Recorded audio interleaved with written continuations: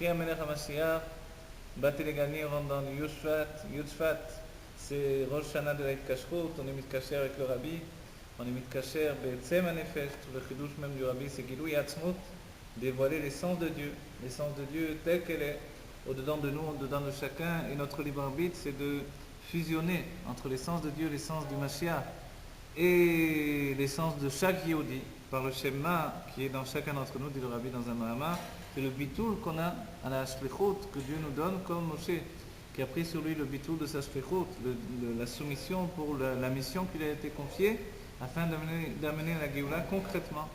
Notre travail à nous, par le biais de l'attachement au Rabbi, alors c'est de déplacer notre nature humaine et de considérer qu'on peut également être un être divin enfermé dans la matière du corps, et que justement, par la matière du corps et la matière qui nous entoure, on peut atteindre le Gilou Yatzmut, le dévoilement de l'essence.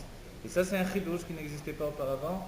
C'est un chidouche, une nouveauté totale, une nouveauté qui s'inscrit dans la suite des parachutes de Bo, El Paro et puis Béchalach, quand le peuple juif sort et se retrouve à Kriyat Yamsouf, dans la traversée de la mer. Alors on voit que Enon Milivado, d'après le Pirouche du Rashi, Dieu a déchiré tous les voiles et on voit que finalement il n'y a rien d'autre que Dieu. Voir qu'il n'y a rien d'autre que Dieu, c'est attacher son être dans son essence à l'essence de Dieu. Et c'est tout le sujet même des Mamarim de Bati Legani, le Mamar de Rabbi Rayatz et le Mamar du Rabbi dans Tafshin Danef, où le Rabbi nous entraîne dans l'idée même que la Istalkut, le retrait de la lumière, c'est pas un retrait. C'est pas un retrait tel qu'on veut l'entendre de manière simple.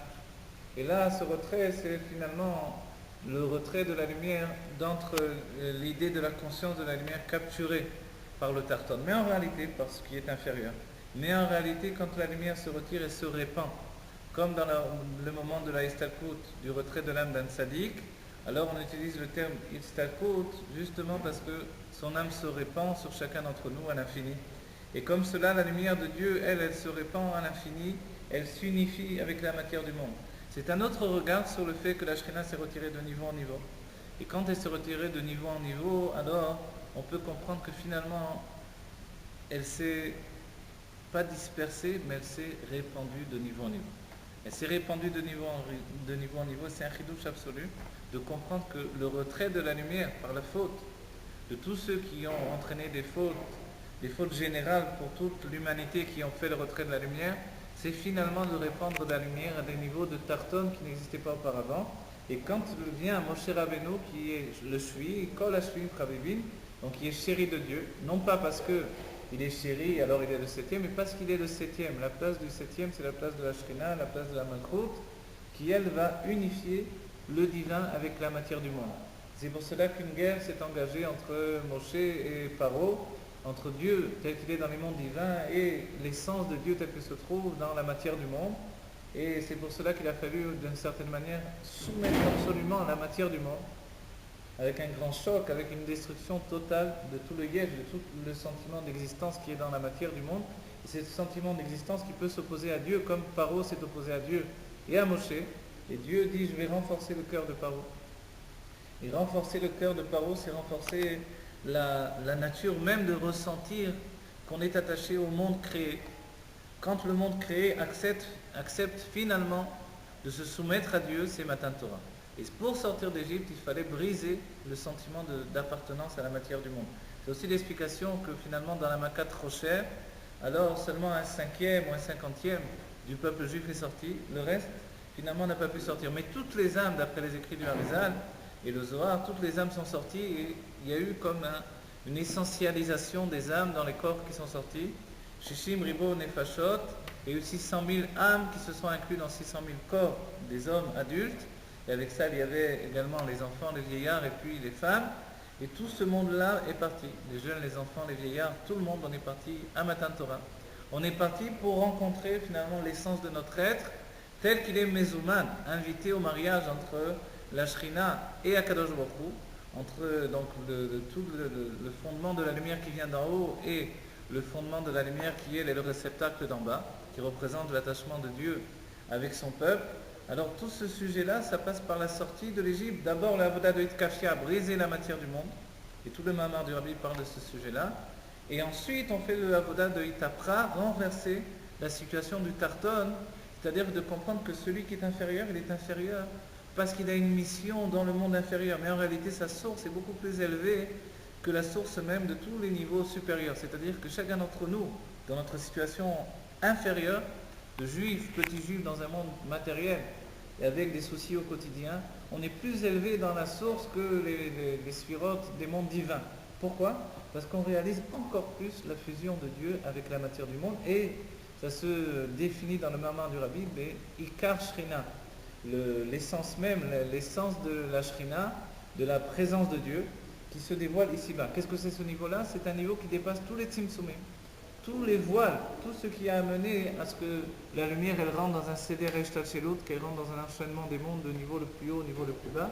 Le Ikar Shrina, c'est le stade de l'Aïloko, du divin, qui ne prend pas en compte du tout les tzimtzumim, les éléments, qui ne prend pas du tout en compte ce qui est caché, voilé. C'est l'essence de Dieu telle qu'elle est dans sa lumière infinie. Et ce niveau-là, c'est ce que l'on veut dans la Géoula. Pourquoi pour Adam Arishon, a priori, il a fallu la faute? Parce que le Tarton n'avait pas encore conscience d'être Tarton. C'est-à-dire le monde inférieur n'avait pas encore cette conscience de son infériorité, de son existence indépendante de la lumière infinie. Il a fallu couper entre l'existence de la matière et l'existence de la lumière créatrice de matière, pour qu'ensuite la matière devienne un réceptacle de dévoilement absolu de la lumière divine. Et c'est ce que l'on vit aujourd'hui. Au stade où nous sommes les plus loin du dévoilement divin, on aborde le dévoilement absolu qui s'appelle le dévoilement de l'essence de Dieu. L'essence de Dieu, elle est partout, elle nous entoure de tous les côtés. Elle est chacun d'entre nous, elle est la matière même de notre corps. Elle est l'œil avec lequel on voit la matière, elle est la conscience de l'œil qui voit la matière. Et cette essence elle-même, finalement, elle peut nous délivrer. Comment elle peut nous délivrer? Quand je prends tout mon corps, tout mon être, toute ma conscience humaine, et que je la mets au service de Dieu. Et c'est ce que le Rabbi demande de chacun d'entre nous. Il est temps aujourd'hui de se réaliser et de comprendre par le Mahamar du Rabbi que par le shtout de Gdusha, on peut vaincre le shtout de Léomadze. Par la folie de sainteté, on peut vaincre la folie de l'autre côté. La folie de l'autre côté, c'est toute cette folie qui nous entoure dans le monde, des choses folles que l'on voit au quotidien et qui pourtant, quelquefois, sont légitimisées par le monde de la société moderne, mais qui pourtant sont totalement de la folie pure, comme le fait d'accepter l'exil pour lui-même. On sait bien qu'il est dit Aïnou Kecholmim, au moment de la Géoula, on verra comme c'était un cauchemar. Donc on ne doit pas accepter l'exil comme une évidence, comme une fatalité. L'exil n'existe pas. L'exil, c'est juste une conscience de l'exil. Aujourd'hui, le Rabbi a dit que nous avons tout terminé, l'avoda d'Ashbechot, l'avoda de l'envoi des émissaires, le monde est déjà prêt pour la Géoula. Tous, chacun d'entre nous sommes tous des shpochim, des émissaires du Rabbi et des émissaires de Dieu. Et la chassidoute a été distribuée, diffusée à chacun d'entre nous aux quatre coins du monde. Le monde est devenu un monde chassidi. On peut parler de chassidoute avec chacun et entraîner le monde à devenir un réceptacle pour Dieu. Et plus que ça, le monde est déjà un réceptacle, puisque même les boutons ont déjà été amenés à l'excès même. On va arrêter de les faire briller parce qu'ils vont tomber. Alors maintenant, le monde est prêt, absolument prêt. Qu'est-ce qu'il reste à faire? Il faut ouvrir notre conscience à une autre idée de la vie, c'est que l'être juif est immortel pour l'infini. Non pas dans son âme, ce qui est déjà un acquis au-dedans de chacun d'entre nous, mais dans notre corps, nous possédons un corps qui est lié à l'essence de Dieu. Et le Rabbi nous pousse vers cette conscience. Et le premier, évidemment, qui entraîne le monde vers l'idée même que le corps est éternel, c'est le Rabbi Melech Mashiach, qui est éternel dans son corps, dans son gouffre.